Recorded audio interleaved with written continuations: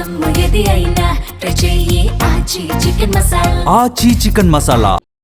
Pan India block buster పడితే ఆ heroine fate మారినట్టే అని ఫీల్ అవుతామంతా. కానీ ప్రెజెంట్ ఇండస్ట్రీలో సిచ్యువేషన్స్ అలా కనిపించట్లేదే. కొంతమంది హీరోయిన్ల విషయంలో పాన్ ఇండియా ఫార్ములా వర్కౌట్ కావట్లేదు. నేషనల్ లెవెల్లో సక్సెస్ వచ్చిన కొత్త అవకాశాల కోసం ఎదురు చూస్తూ రీజనల్ సినిమాలతోనే సరిపెట్టుకుంటున్నారు కొంతమంది. సో ఇంతకీ ఎవరా బ్యూటీస్ అనే కదా మీ డౌట్? మీరే చూడండి. కేజీఎఫ్ ఫ్రాంచైజీతో ఇండియన్ బాక్స్ ఆఫీస్ ను షేక్ చేసిన బ్యూటీ శ్రీనిధి శెట్టి. ఈ 2 సినిమాలు బ్లాక్ బస్టర్ సక్సెస్ అవ్వడంతో శ్రీనిధికి ఓవర్ నైట్ క్రేజ్ వచ్చింది. కానీ ఆ సక్సెస్ ఆమె కెరీర్ కు ఏమాత్రం ప్లస్ కాలేదు. గ్యాప్ తీసుకుని చేసిన కోబ్రా డిజాస్టర్ అవ్వడంతో ఆశించిన స్థాయిలో అవకాశాలు రాలేదు.